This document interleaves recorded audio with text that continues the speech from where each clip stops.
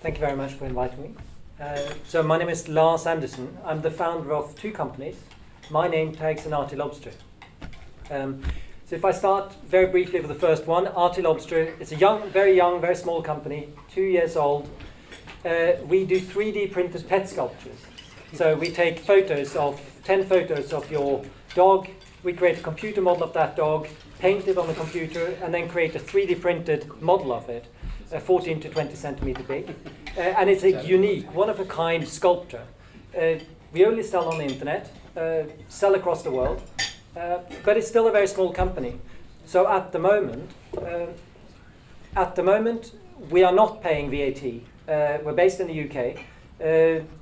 So we have that advantage for a small company, of keeping 20% of our sales, which is very important for a small company fully funded by me. So keeping 20% of the sales revenue is great.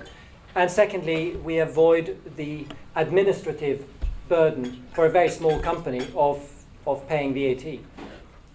Maybe the more important company, though, for this audience, and to prove that these people don't pay taxes, is My Name Tags. My Name Tags is a company that sells iron-on and sticker name tags for children.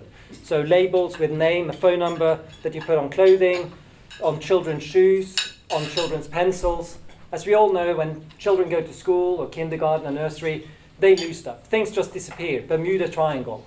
And hopefully with our labels, these items will come back to the parents. We sell purely online. So we have a mynametags.com website for the UK. We have a mynametags.be website for Belgium, and a few other websites around, all in different languages.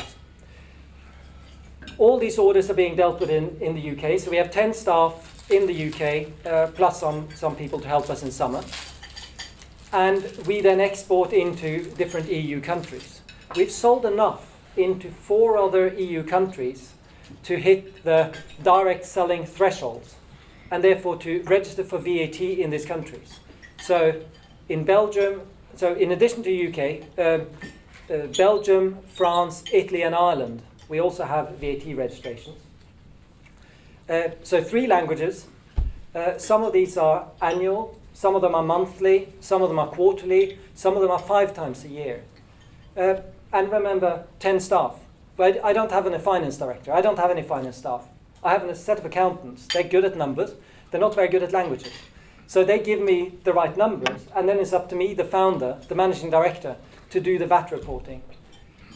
So for these 5 VAT registrations, I have 22 VAT reports every year. So 22 deadlines, 22 reports, different formats, some online, some on paper, some has to be folded in a certain way and put in the right envelope in the right way, because if it's folded the other way, then it's not accepted. All of that to avoid me spending time on growing my business and paying more taxes. The other thing I wanted to highlight very briefly is that because we're an online business, because we have websites, anyone can come to our websites and buy our products, which is great. So last year we sold to more than 60 countries around the world, and we sold to 24 EU countries. But we don't market ourselves to all these countries. So in 15 of these EU countries, we had less than €200 VAT to pay in each country. So in 15 countries, less than €200 per country. So taking Estonia as an example, last year we had 5 sales in Estonia, and we have to pay €17. At the moment, the system as it works today is that I charge them UK VAT and then pay that €17 to the UK taxman, who will then use that to finance Brexit or something. So what I just want to make sure that if we are improving and fixing this VAT system, that we bear in mind. I know Estonia is a great country for e-government. I'm sure it's very easy to register for VAT in Estonia. But for my €17, I don't want to register for VAT and report in Estonia. Also, from what I understand, there is a possibility that the answer could be that, well, I don't have to sell to Estonia, I can just refuse to sell to Estonia. That's not a very progressive answer either.